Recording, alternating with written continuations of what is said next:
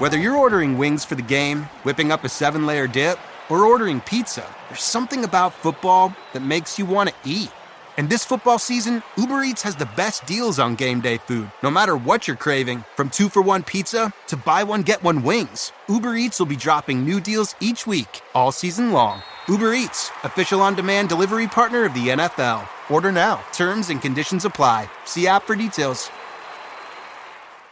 Are negative Google reviews hurting your business? Don't let unfair feedback cost you customers. At Webamax, we specialize in removing false, misleading, and damaging reviews so your online reputation stays strong. Our expert team works quickly and legally to clean up your digital presence, helping you rebuild trust. Visit us on the web at www.gowebamax.com. That's GOWEBIMAX.com, or text us for a free quote at 856-840-8343. Don't let bad reviews define you. Get immediate help from Webamax. With new McValue at McDonald's, you always get more than you expect every day. So even if gas prices go up, you can buy a double cheeseburger and add a McChicken for $1. Or before game time, you can get $5 meal deals for the group. And if breakfast is about to end, get deals in the app to save before the bell. The choice is yours, and the choice with McValue is always more. Prices and participation may vary. Valid for item of equal or lesser value. Must opt into rewards for app deals. This episode is brought to you by Abercrombie. There's nothing better than the perfect jean and going out top combo, or an outfit that perfectly matches your plans. Abercrombie's relaxed jean goes with every occasion. Date nights with something lace, or daytime with a cozy sweater. And their barrel jean will surprise you. It's the trend that will become a staple in your wardrobe. Abercrombie denim comes in tons of rises, fits, and washes. Find your perfect pair online or in store. Welcome back to the Skating Penguin Network, everyone. Once again, Robbie here with you on the evening of February the 8th. It's a Saturday night, and the Penguins just completed a back-to-back set with the Rangers and Flyers, the last two games before heading into the Four Nations break. But before we get into talking about these two contests, as always, I'm joined by Snail. And how is everything out in the Pacific Northwest this weekend, Snail? It's cold out here lately, man. Very cold. It's been kind of messy around here, too. We had some ice more than snow. Warmer temperatures, colder temperatures. It's kind of been a very up and down kind of couple days here. So, good to be back behind the mic as we get ready to wrap up these two games and head into the extended break for the Four Nations. And these two games, we're just going to jump right into them here. 3-2 games. Each game ended 3-2. But in the opposite fashion for the Penguins, on Friday night, they defeat the Rangers by that score. And then on Saturday night, on the back end of this back-to-back, they lose 3-2 to the Flyers. And no Sidney Crosby in either of these games, no Evgeny Malkin. Penguins badly shorthanded in these contests. And we'll start with the game on Friday night in New York. New York is an interesting team right now, as we know. A lot going on with them. They're not what we anticipated this year. They are fighting for every point they can get, and the Penguins go in there down Crosby, down Malkin, and they get 2 points out of that game, a 3-2 win. And this was when I looked at these two games, this is the one that I had circled where probably going to be a difficult win, even though New York is not playing great hockey. But they go in there, Alex Nedeljkovic gets another start, and they play a pretty good hockey game. They go down twice, battle back, and ultimately finish this one out. They hold that 1-goal lead through most of the second and all of the third period as well. So I thought this was a great effort by the Penguins to get this win in New York. Yes, I thought so too. I had no idea how this game was going to go, the one in New York. And I got to say, I was trying to factor in a little bit the dad's trip juice that most teams kind of get during a mom's or a dad's trip. The Penguins always seem to play pretty well on those. on the mom and dad's trips. Dude, I couldn't help but think, but going into this game, you've got no Sidney Crosby, you've got no Evgeny Malkin. You do, however, have first line center Ricard Raquel. They were calling him 67 out there. Really good in the faceoff dot. But then you've also got some people were like, this is what it's going to look like when Sid and Malkin are done, like essentially. And it's interesting when they said that, because I think this game was a testament to, as much as I give him a lot of shit at times, Mike Sullivan. I think when you have Mike Sullivan, kind of like John Tortorella, kind of cut from the same cloth. Sullivan is kind of a product of Tortorella, longtime assistant coach from him. Sullivan's going to keep this team from being a lottery team, I think, no matter what the lineup is. The Penguins played really well, like against the Rangers. Now, I don't know if you saw that tweet from Hunter Hodes. Did you happen to see the tweet from him? He tweets a bunch, so I'm not sure exactly which one. The one pertaining to just giving it to the Rangers, telling them essentially they're just a garbage franchise and they stink. Yeah, the Rangers, they need everything they can get, and to have a Penguins team come in there with no Crosby and no Malkin, and again, they've got to be looking forward to the break. Your goaltending situation is still up in the air. Nedeljkovic is on a streak of games here, but like the Rangers had to have that game, and they led twice. And they pulled a Penguin. Yeah, they completely pulled the Penguins. Could not come through when they needed it. Just a very kind of a disrespectful win in a kind of way. Like we're very sure, and with it, this is without Crosby, and no, like Malkin isn't what he used to be, obviously, but no Malkin at all. Ricard Raquel, who is generally a winger 99% of the time, is your first line center. And you go out there and you lay an egg in a game that you really can't afford. And credit the Penguins as well for just going out there and kind of taking it to the Rangers and playing with no fear. And that is one of the more important aspects here. They could have gone out and put together a good fight. That is what is more important than anything. Effort, right? Yeah, effort. They could have gone out and they could have laid over with these two games back to back. Long break coming up, no 87, no 71, could have rolled over. But not only do they battle step for step with the Rangers, they come out of this game with a win, and that has to be incredibly debilitating to a Rangers team that is just desperate for anything, that is trying to stay in the playoff fight. Their top goalie was going, it's Shesterkin, and they could not get it done. And that is at home, not even in Pittsburgh, at home. No. In the Garden getting booed. Yeah, it's just an ugly look for them. But for the Penguins, if you're a fan, regardless of what you think this season is, those are the games that even when the Penguins are bad are going to be very, very thrilling, very enjoyable, because you get to kind of not only beat a rival, but kind of send them with their tail between their legs in front of their home fans. So just a very enjoyable, kind of refreshing kind of victory. Like, you know what, it got to the point where, like, Saturday night, you know what, whatever happens against Philly, it happens, because you kind of took it to a Rangers team that is more desperate than you in a way, because they're trying to win a Stanley Cup right now.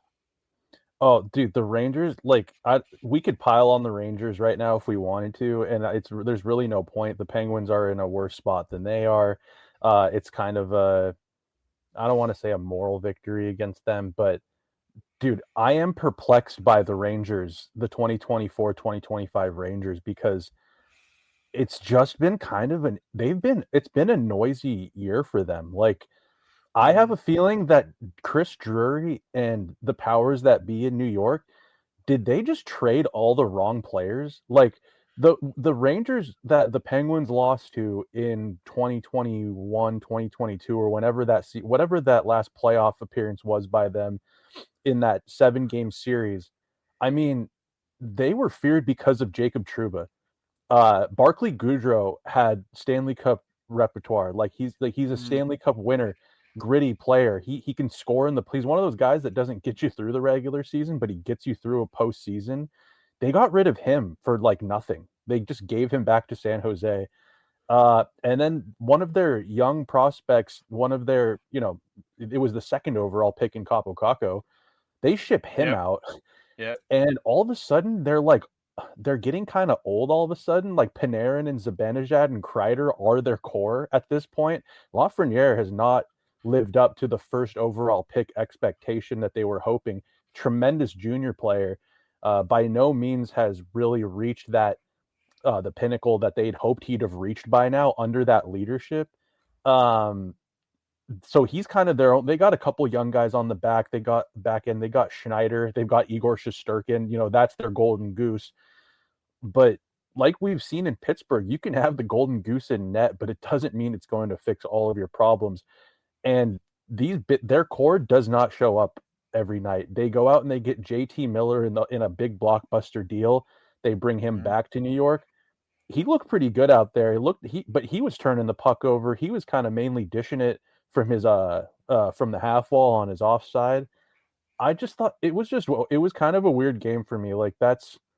That New York team this year I feel like they meddled a little bit too much, maybe made some knee-jerk reactions, and then you're losing to a Sidney Crosby list Penguins, also minus Malkin.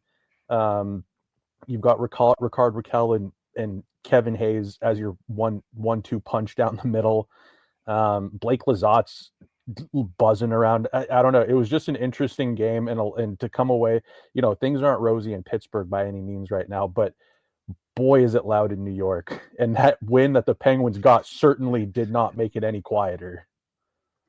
Yeah, absolutely. That's definitely going to put the pressure on them even more.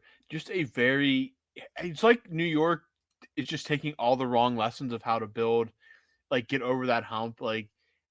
Shesterkin obviously is a big piece in that, and he got a well-deserved contract extension. JT Miller is a good player, but I don't know if he is the guy that gets you over that hump. He's 32. He has a contract that could be very well an albatross in a year or two. It's just a very weird hockey team. Mika Zibanejad has just fallen off a cliff. Vincent Trocheck. Dude, what happened to Mika Zibanejad?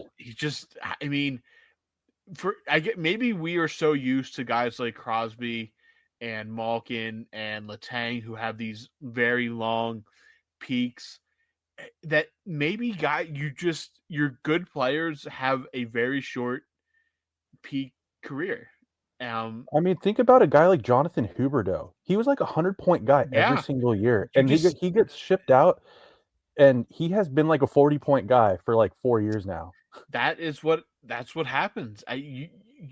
We are so used to greatness that even just good hockey players, they have great peak years, but that peak might be 2 or 3 seasons as compared to a guy like Crosby is going on 20. Malkin that was great for 18 it has years. To be it.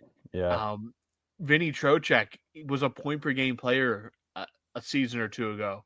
Is not nearly the same player he was. And it's just so hard to keep that up. And it feels like the windows anymore are so small to compete that you have to take advantage of them. And the Rangers I don't know. I just think maybe Chris Drury's just a bad general manager. I mean, that's absolutely a possibility. He could just be bad at his job and has gotten the wrong idea and is one of those guys where he thinks he's the smartest person in every room he walks into and is making these moves that that hurt the team in the long run. I think JT Miller is a fine hockey player. I just don't like that contract. I don't like that he's over 30, and the style he plays tends to wear on the body more than more than other types of styles where you're avoiding contact skating around. That contract's going to be done. He'll be 37 years old. Yeah, that's tough. There's a chance tough he doesn't contract. he's probably not even playing by the end of that. Good chance he's not. And if he is, he's not nearly worth whatever the cap hit on that is. No, absolutely not. So I'll never pass up a chance to pile on the Rangers. The Penguins really put it to them. It's funny too. I think about they made their big splash during their rebuild was signing Panarin. I don't even think Panarin's really living up to that contract at this point. No. Again, another guy that had a really good, but really short kind of peak, and he hasn't been able to replicate that same thing. Now, maybe a coaching change helps them out in the offseason, but I think there's still pieces missing from this team. Guy like you said, Kakko never developed into a number 2 pick.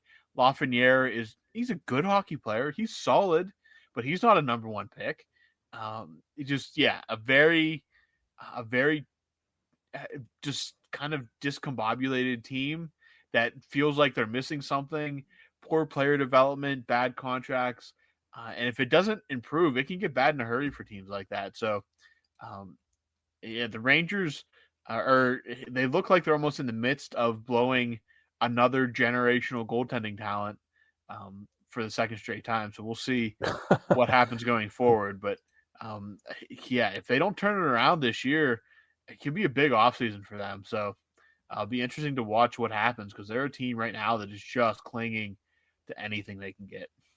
Well, it's the last thing I'll say about it is they didn't just tank for like they didn't just get high picks. They got the first overall pick and the second overall pick in what was it, back-to-back years or in a span of 3 years or something like that.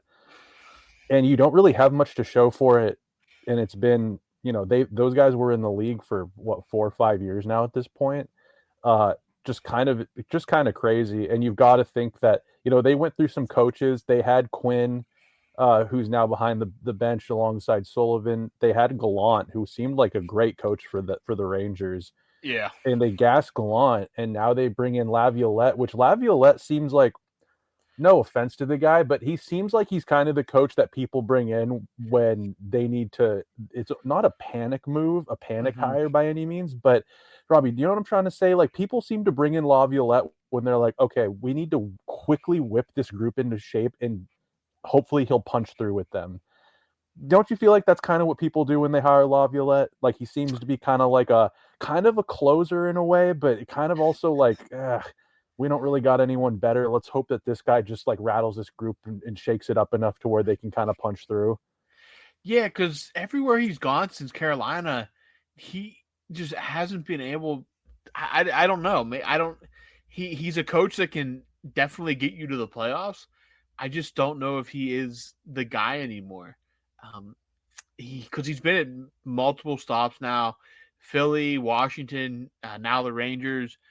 It just doesn't feel like he has that Stanley Cup juice in his blood anymore. And he's a fine coach. He's a good coach. I don't have anything against him. He's obviously won a cup before, but I just don't know if he is the guy behind the bench for any franchise. A good guy to maybe bridge you, but I'm not sure he's the guy to get you to the Stanley Cup, which is obviously the goal for a team like the Rangers. So it'll be interesting to see where things go this offseason, because it feels like if they don't make the playoffs, and even if they do and crash out, they're a team that is going to be in for a good bit of change this offseason. Yeah, it'll be interesting. Yeah, well, we're going to run through the goals here real quick before we move over to the Philly game. But the Rangers open the scoring in the first. The aforementioned Vincent Trocheck gets it and makes it 1-0 Rangers.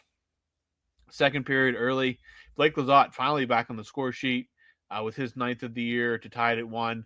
But blink and you miss it. Adam Fox responds just over a minute later to make it 2-1 Rangers.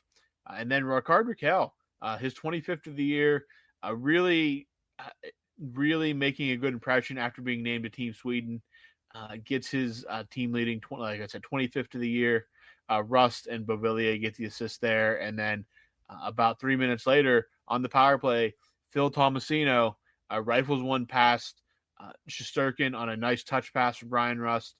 Michael Bunting is the other assist. That's 7 for Tomasino now. That was in the second period. The Penguins held on then the rest of the way, shutting down the Rangers' attack and getting out of New York with that 3-2 victory and really having fans feel good, obviously, and having New York fans not in a great mood. But, the good feeling lasted for about 24 hours. They then took a train down to Philadelphia for a game this evening, the 8th, with the in-state rival Flyers, their final game before the Four Nations break. So they don't not play until Saturday, the 22nd, I believe, is the next game they play. We have a lengthy break here for the Penguins, but there will still be some good international hockey to watch. But before that, on the last episode of this show, we were talking about the goaltenders not letting up a goal on the first shot of the game, how it was so nice not having to say that. I must have jinxed it because on the first shot of tonight's game, Scott Laughton scores past Joel Blomqvist. Alex Nedeljkovic finally gets a night off, but this was kind of expected with a back-to-back set. And Scott Laughton scores on the first shot of the game. This was not a great night for Joel Blomqvist. Shades of Jari. Yes. I saw somebody call him Joel Jari on That's Twitter. A good one. Not only did he give up the first goal or the first shot, the first goal on the first shot, whatever he was trying to do on the second goal of the game, just stay in the net, man. It's Garnet Hathaway. Or if you're going out, you need to go all out. Like yes, you need to, if you're going you need for to that make puck, that decision yeah, much quicker than what you did. And if you want to give up the breakaway, Hathaway is probably the guy to give up a breakaway to. Dude, for real. Instead, he shoots right into Hathaway's shin pads, and it bounces into the goal. But hey, I mean, the Penguins again without Crosby, again without Malkin. The long break's coming up. The dad's trip, a lot going on. They're coming off a game last night. They lose 3-2, and I mean, given the fact that there was no Crosby, it could have very easily been a very ugly weekend. But I thought the fight, especially tonight against the Flyers, a tired team, a goalie making a couple mistakes, they never stopped fighting. Even going down 2 goals, they kept battling, and it was a very entertaining hockey game. And they were for the large parts of this game, they were the better team. Yeah, no, I thought that they had effort and compete, but I think that the Flyers, oddly kind of similar to the Penguins right now, minus their superstars. Torts again, it's like Torts and Sullivan kind of cut from the same cloth, and the Flyers play that same way. When they want to dig in, they can make things very difficult with tenacity and forechecking and relentlessness on pucks and all that good stuff. I thought that this game was going to go differently than New York. I think that New York is a more fragile team. So the Philadelphia Flyers, they're in full Flyer, like classic Flyer mode right now. Chip on their shoulder. They made some changes to their lineup recently.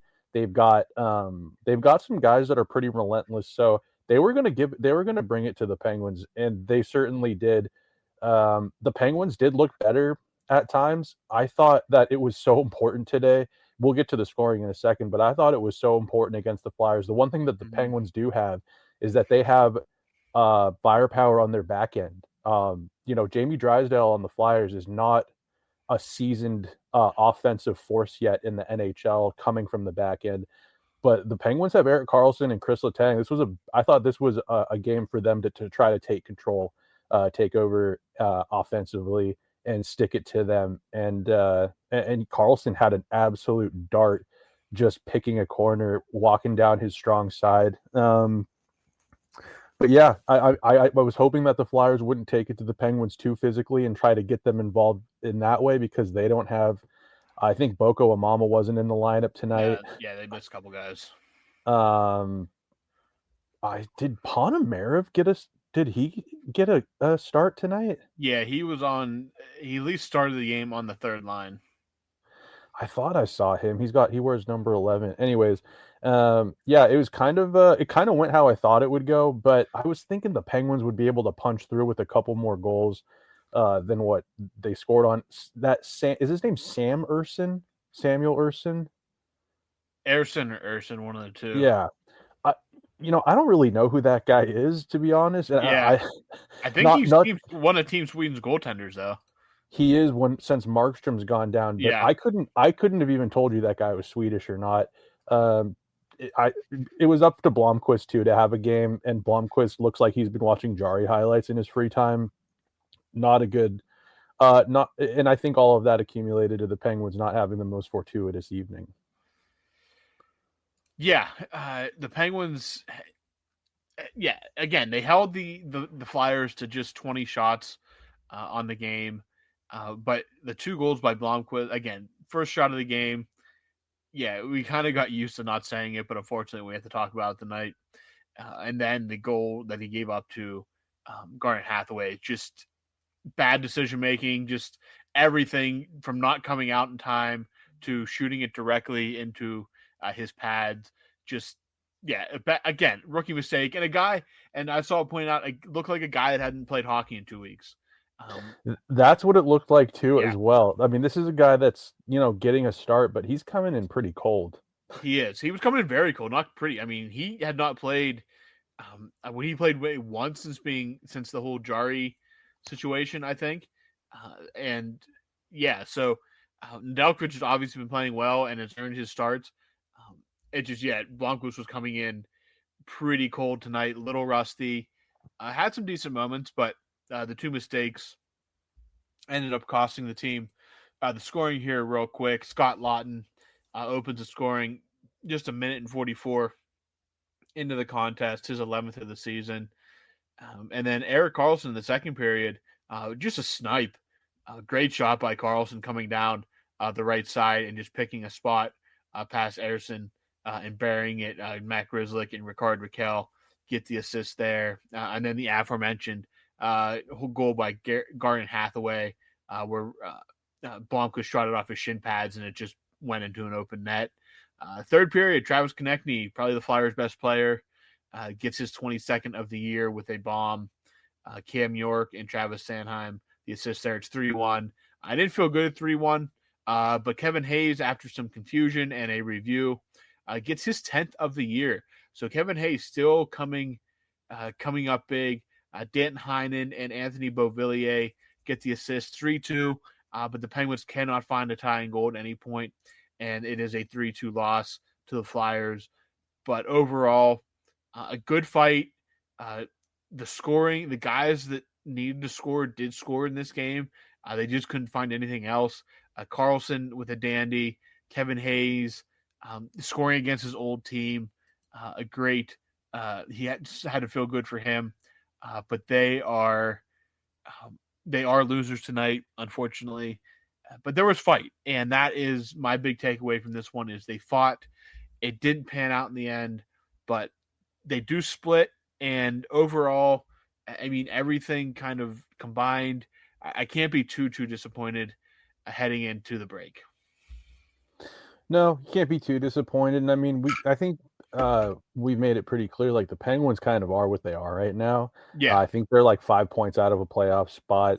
They'll probably hover around that, give or take a couple of points here or there for a couple weeks, unless they really get it together and make a late push. But I can't complain too much.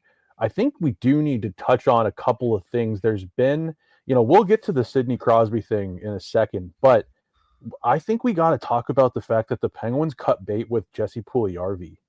They did. He was sent down, I believe, Friday.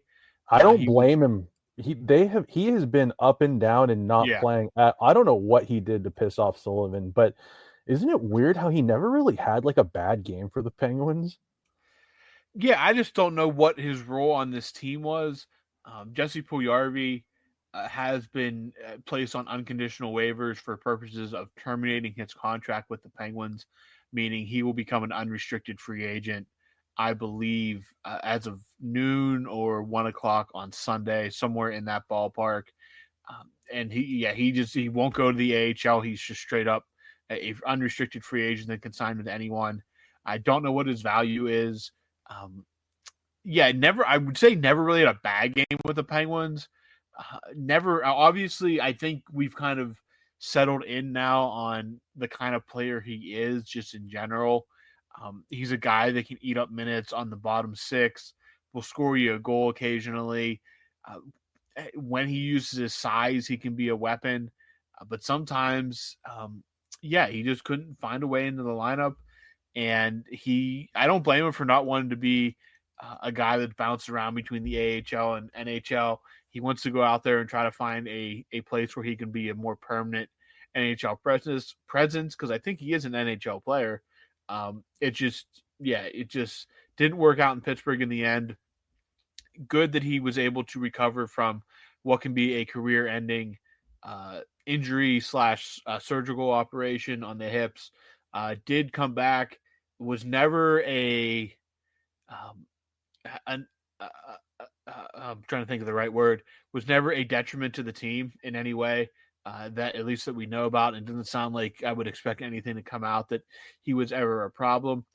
It's just he decided he wants to try his luck somewhere else, and best of luck to Puljujarvi. But yes, he is going to be, his contract will be terminated with the team, and he will become a free agent this week. I liked that guy. Like, I liked Puljujarvi. I liked his, I feel like maybe the things I kind of like about him also maybe went against him a bit. A dude with that skill, his skill set, which I would say is, he's got this size and he can snipe every once in a while, but maybe not the hockey IQ really isn't there. Yeah, man, he seems like the most happy-go-lucky guy. You probably couldn't say a bad thing about him character-wise, but Jesus, when you have that size and you have that shot and your ability to get to the front of the net, if that guy was just a little bit more mean, if that guy was a prick, he would never have left Edmonton. He'd be, a Corey Perry or like something like that. You know what I mean? But he just doesn't seem to have that mean streak or that mean, maybe that quick wick. Because I think if he had that, he'd be a hell of an NHL player, and his services would be sought after from a lot of teams, and the Penguins would be really lucky to have him. But I don't know if he was mean enough for the NHL, or at least not the NHL. His NHL career is by no means, it's not necessarily over. I'm sure a team will sniff on him. Oh no, yeah, he'll get a shot somewhere. If he doesn't make it, if he doesn't end up having a decent NHL career, I would say it's because he just wasn't. I don't think he was mean enough. I don't think with that size and that ability, man. If he had like a Patrick Hornquist in him or like a Michael Bunting, he'd be a problem, but he just doesn't seem to have that. And that's just the way it goes. Not everyone has that temperament. Good luck to Puljujarvi. I am bummed on this. I thought, God, in the preseason, he looked like he was ready to take over the NHL by storm. He was having a hell of a camp.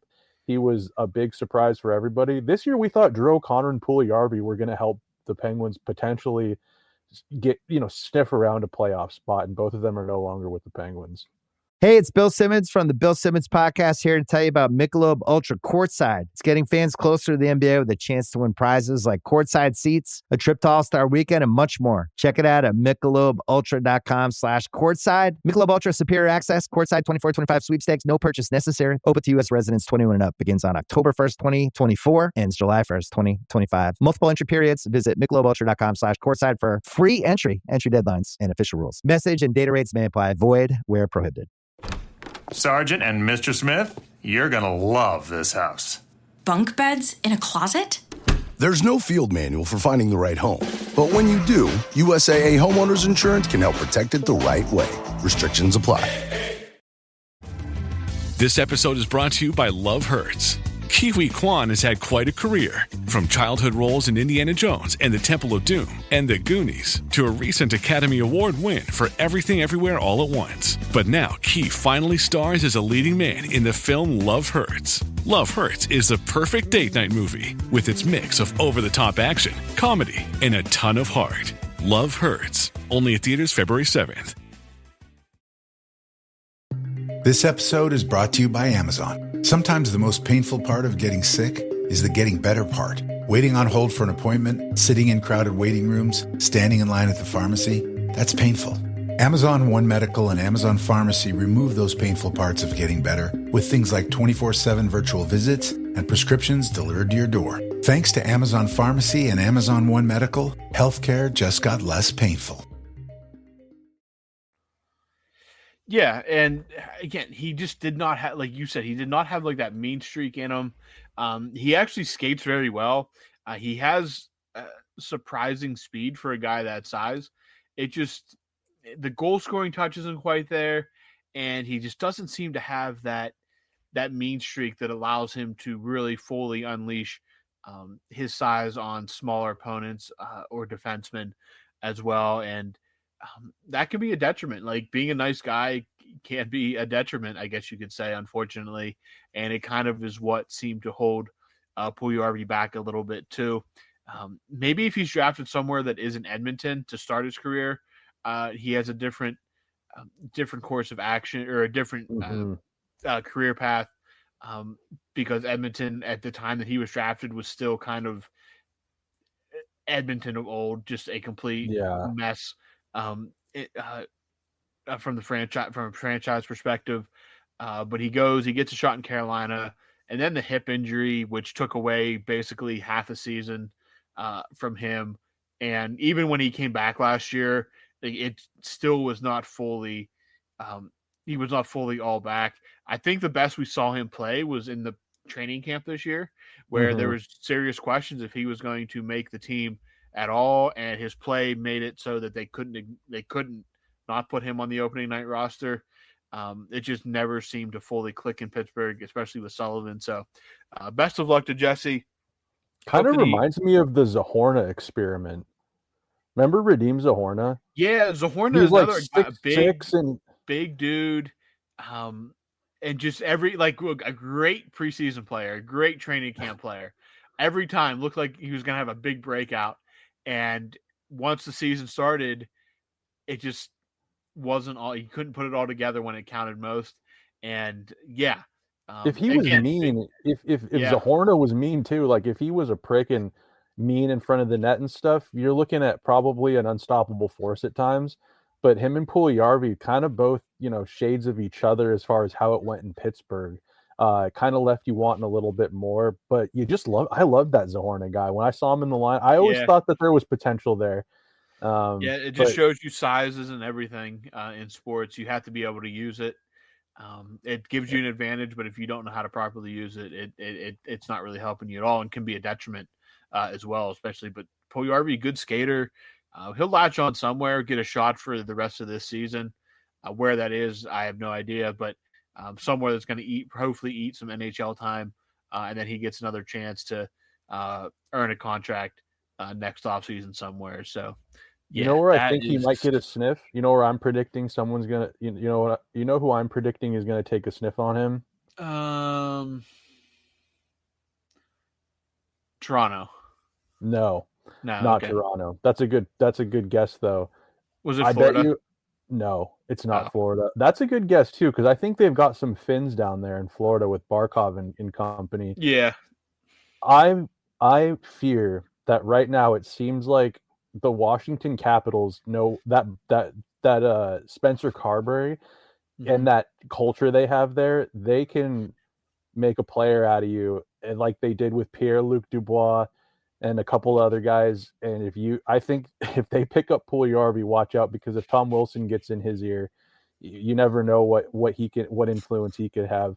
And in the West, I think he reminds me more of a West player. Like something about when I watch him play, he seems like he fits better in the West. So go ahead and give me a West team. Seattle. Do you think he's going to go to a team that's not going to make the playoffs, or at least not in the hunt? I think Seattle's trying to collect good young players. Oh, okay. They drafted Shane Wright. Well, former Penguin would make sense if he went to Seattle. Penguin, exactly. They picked up that one dude.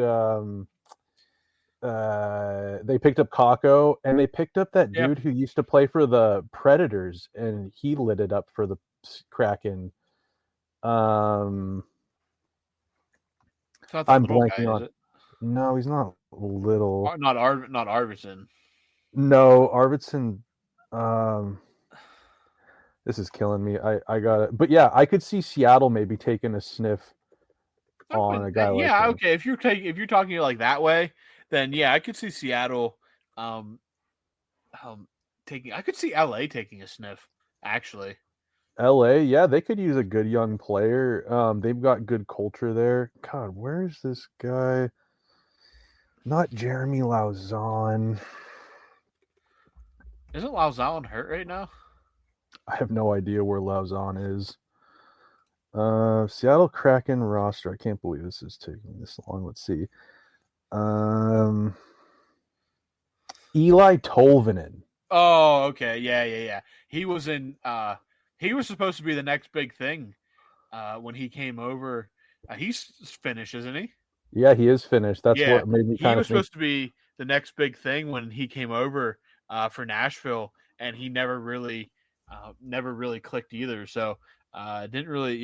Tolvanen. I think he scored against the Penguins in the game you went to. He did. The Kraken got him for free on waivers, and Tolvanen matched his like career goals, like or something crazy, and like he in the rest of the season with the Kraken, and he like I think he matched his career goals like the rest of that season, and then was scoring in the playoffs the one year they made it. So you never know. I just feel like the Kraken could be a team that picks up on him. They're like, hey, we'll take good, kind of like the Penguins. We'll take some good young players that need a second chance. But yeah, you got any guesses for where he might go? You said the Kings. Yeah, what about a team like the Blues? Could see the Blues. I just think he's a West type of player. I could see even like a Utah. Utah, maybe throwing something on there. I think he's going to end up somewhere pretty quickly. I don't think he's going to wait long. I don't know what the rules are with rosters and stuff heading into these next few weeks here, but he could take his time and with the break kind of survey his options too, see who calls and see what goes on. But so that is it for the Penguins. They win 3-2 against the Rangers. They lose 3-2 to the Flyers. Now we get 2 weeks off for the Four Nations tournament. Snail, what's the excitement level on your end for the Four Nations tournament? I'm pretty juiced, honestly. Like, I think there's a voice in the back of my head that's like, don't get too excited. Remember, this is replacing the All-Star game. This is not the Olympics. It's true, but it's also real hockey. It's not 3-on-3 fun skills competition and stuff. I think something like Farrell hits these guys when they put their country on their chest. I hope. I've seen some helmets for Connor Hellebuck and Jake Ottinger. Ottinger has an otter on his that is, I can't remember. Oh, an otter dressed as a Statue of Liberty. And Hellebuck's there's a drawing of him bass fishing with cargo shorts on. And I frankly believe, yes. And it has like an eagle, like with a bass in its mouth or something like that. And I just frankly believe that like if they wear those helmets, they might not give up a goal during this entire tournament. Probably not. It's going to be pretty crazy. I think and you're putting together some real psychos too. Like it's not every team has to have a representative in this kind of thing. Like you're putting the Kachuk brothers together. They're out for blood. They're not there to have a good time. They're there to have a good time and to make your life absolutely miserable. And I think it's a good measuring stick for next year for the Olympics. Again, there will obviously be more teams there, but it gives these guys a year advance on playing hockey together, getting used to one another, see what your leadership rules are. And for some of the, I guess you can call them bubble guys, we don't really know who the bubble guys are, but a chance to be an impression like, hey, I could play on the international level with these guys. 100%. You know what's weird? You talk about guys getting used to playing with each other, dude. I would say when you take the guys like the veterans like Sidney Crosby, out of the picture, none of the current faces of the league have ever played international play since juniors. Like McDavid, Matthews, Yeah, I mean McCarr. those guys were all on that Team North America in the World Cup of Mhm. Hockey. But this is the first time that we're going to really see them with the with the country jersey on them. McDavid, we've never seen. I don't even know if we saw McDavid in a World Championship at any point. Um, No, we've never really seen these guys since World, like you said, World Juniors, and like that Team North America was super fun. Crazy it moments with that was. team. Crazy moments with that team, but it feels like this is their real first stop on the international stage, and for some of them, quite a long time. If So, ever.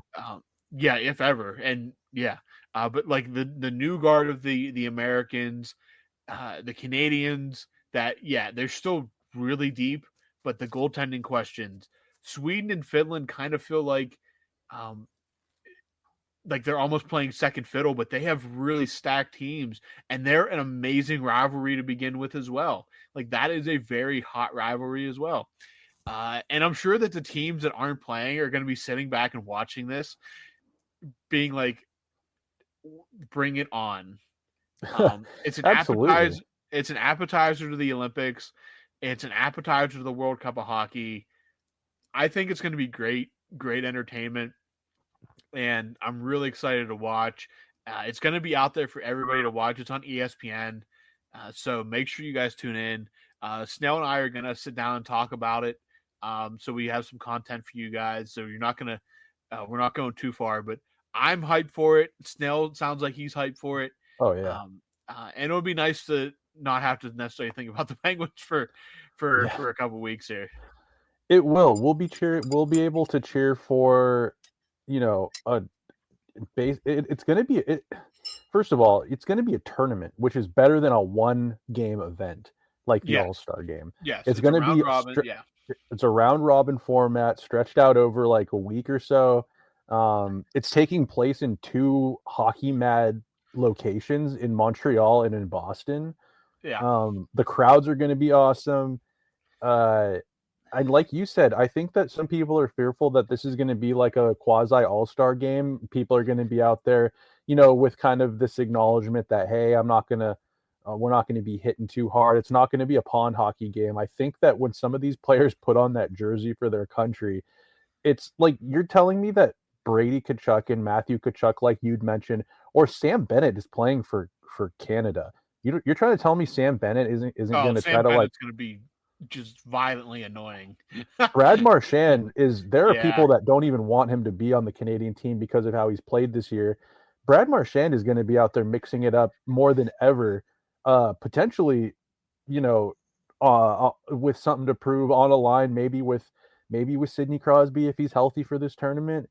The Swedes and the Finns, they hate each other internationally. Like, when it comes to hockey, that is probably one of the because we're not European, that rivalry in hockey it's really old and it gets heated and intense. You heard Carlson, I think you must have heard Carlson when they interviewed him on the TNT panel and they asked him, are you looking forward to the Finland-Sweden rivalry? And he interrupted Biz and says, you mean the Sweden-Finland rivalry, as is yeah, putting his country first. Like yeah, you can tell it means a lot to these guys. So even when the Canadians or the U.S. aren't playing, you have two other countries with great hockey culture and a hmm rivalry between them as well. None of these rosters there's no real weak link no, in this no, tournament. they're all Each really good. team they Yeah, have their name in the hat to take it all. No one will be surprised whoever walks away with this. yeah, Um, you've got the U.S. They have a really strong team defensively and on forwards, but they have the edge goaltending wise. You've got the Canadians who just have the depth throughout their entire lineup, but their question is goaltending. You've got Team Sweden who's they're great all around, offensive, defensive. Markstrom, uh, he's not in net anymore, but they have Sam Urson in net, who I didn't really even know about until a couple weeks ago. But God, if you had Markstrom in net, I mean, who would be surprised if he put up just ungodly numbers in net and helped them win? And then you've got Finland, who a lot of great players from Finland as well. I mean, you got Barkov. Heiskanen getting hurt from that Mark Stone play really, really hurts them. That was just a ridiculous sequence of events that took him out. But anyways, yeah, I'm really looking forward to it. Sounds like you are too, Robbie. And it's going to be so nice to kind of have, like you said, almost like a little bit of a break from the Penguins, and we get to root for a team that is just stacked. Absolutely. Players you don't normally root for. Yeah, players that you may normally hate, you get to root for now. So you have to suck it up for a couple weeks. But yeah, very excited for that. We'll definitely be back to talk about that. But as for the show right now, we're going to do a mailbag on Monday. So look for that tweet to go out on Sunday for everyone. You guys get your questions in, and we'll do as many mailbags as the amount of questions allows. So yeah, nothing off topic. Penguins, Four Nations, life, pop culture, music, movies, anything. Ask it all. We'll do as many mailbags as questions allow. So Snell, you have anything before we put a bow on this one? Let's go. I have 3 more things, actually. Oh, geez. So one of them is we got to talk about Sid and his injury. Okay. Where's your concern level at for Sid right now? I mean, it's just we got the incredibly vague upper body injury. He came back to the game on what was that, Tuesday. And my thought is I don't know. I don't know what to think. I have a hard time envisioning him missing the Four Nations tournament. I don't know how serious it really is. He was on the ice, so it's obviously nothing that he's not in a sling that we can see, not in any kind of cast. He was at their they had a fundraiser on Thursday night, I believe, or Wednesday night, I believe, in Pittsburgh. I don't know. I don't know what is that fundraiser. Is that like a weird millionaires like fundraiser type thing, or like only like you gotta have some money to get into that. You gotta have buco bucks, and what you get to go get hammered with the Penguins, and you go basically shoot like mini golf or something. They kind of alter it every year. It's kind of like they had a stretch where it was like a casino and the Penguins were the dealers. It kind of this year was like a carnival type theme. I think they had some carnival games and stuff like that, but it all varies. But yeah, it's definitely a you got to pony up if you want to get a ticket to that. Yeah, that looked interesting. But anyways, dude, it's so weird. Like, I feel like in the US we're kind of like, Sid seems to be, he was fighting something, he left the game, he finished the game. In Canada, they're like, I heard like Elliot Friedman say he was watching like 15 minutes worth of every single, like he was watching like 15 minutes worth of clips of Sid at practice, analyzing him skate. And even the guys on TSN are talking about like, well, he was skating very gingerly and it does not look good. He was skating fine and passing. Fine. Yeah, he wasn't skating gingerly, and he was passing the puck. He was zipping it around like normal. I guess they noticed that he never took a shot, and he skated separate from the Penguins team. Not like he wasn't in a non-contact jersey. Yeah. It's just so weird. The two different sides of the border making this into either something that's massive and they're fearful of. It's so funny hearing him talk about like, well, the Penguins are done. So like, what else does Sid have to play for this year other than the Four Nations? He's Captain Canada. I'm just like, everyone needs to chill out. I think he's fine. Like, he probably could have played the last couple of games. I would see it as he's like, well, I really want to play in the Four Nations, and the Penguins, like, I'm gonna just take it easy. Call it, what do they call it in the NBA when they keep a player out? Management. Yeah, basically roster like management. Load management. Yeah, load management. Yes. it's like load management. I think he's like, I don't want to get hurt before this because I want to show out with the fellas from Canada. Anyways, I think it's a little bit ridiculous. He looked fine.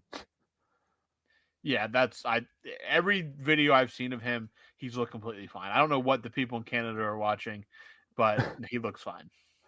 The other thing, I guess, was what about Brian Rust? We didn't mention he's been placed on IR. Well, I'm assuming that I don't know if it was because he's again had 2 assists against the Rangers, looked pretty good. Finished the game. Maybe he just had to go on vacation early. I don't know. Maybe he booked his flights wrong. Maybe Sully was just like, you know what, load management for this last game. Yeah, like we're gonna need you. They literally just needed like a body to get through the game. So just like, we're gonna put you on IR. When we come back, you'll be good to go. But yeah. Yeah, I guess the Penguins doing a little bit of business. Yeah, getting rid of Puljujarvi on this last day before the Four Nations, cutting bait with him, not getting rid of him. Russ going on IR.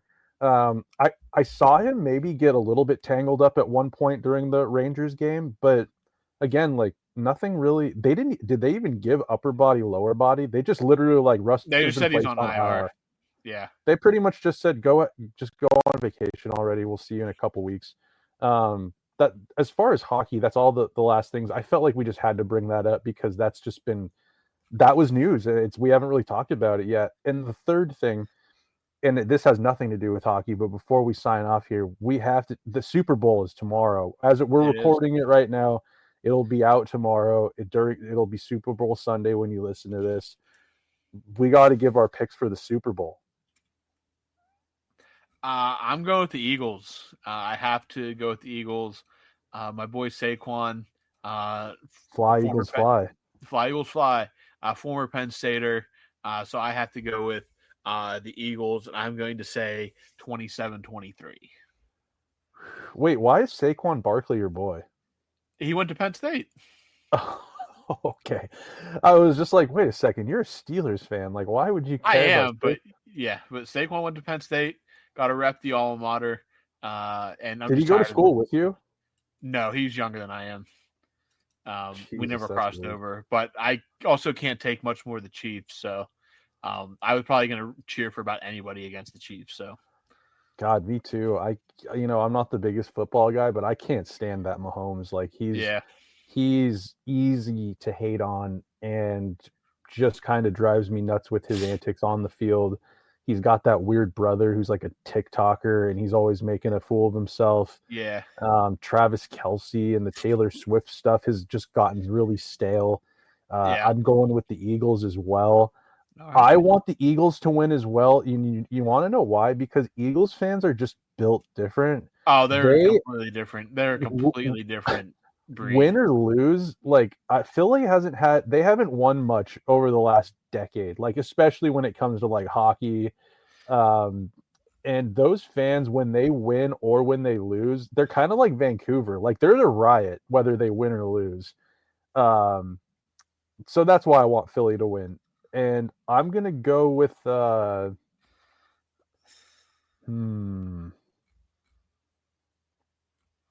What was the score you said? I said 27-23. 27-23. Dang. I'm going to go with low scoring game 13-7. Wow. That would really be surprising. It would have to be one of the lowest scoring Super Bowls ever. But I'm rolling with that one. Yeah, if you're into music, we have Kendrick Lamar at halftime. So if you're into music, you can stay tuned for that. The commercials, the Super Bowl. Billions of dollars. Billions, a lot of money in commercials. For 30-second snippets. It's wild. Yes, so let's just. When are they going to really do right by this millennial generation and give us like? I saw people being like, "Why is Fred Durst not performing?" With oh my gosh, could you imagine Limp Bizkit performing the Super Bowl halftime show? Oh, I don't know why it hasn't happened. It could be Garrett Stream and we get Blink. Oh God, Garrett would want some soft shit like that. Yeah, I don't know. It'll be interesting, but yeah, give me a 13-7 lowest scoring Super Bowl. Just it's not. I think the weather's supposed to be fine because they're playing in like New Orleans, aren't they? It's also inside, so it doesn't really matter what the weather is. Dude, give me a Super. They need to do the Super Bowl in cold weather states. Yeah, I mean, I think it would be fun. I'm not really going to hold my breath that we're ever going to see that because the NFL wants the best product possible, and they're obsessed with playing the Super Bowl in warm weather or a dome. So stupid. Put it in Buffalo. I'd like to see it in Philly. Someone would die. Yeah, whether or not the Eagles are actually playing or not, somebody would die. It's in Philly. Someone's dying regardless, no matter what. Yeah, it ain't gonna matter. But all right, that's all I really had. Those were the three things I needed to get off the top of my head to wrap this one up. All right, so that does it for Snail's bullet points. The Penguins split the weekend series with the Rangers and Flyers. They are now off until the 22nd, but it is not like hockey is going away altogether. The Four Nations face-off begins Wednesday of this coming week, and we will be here to talk about it. So if you're into that, you can always check back with us.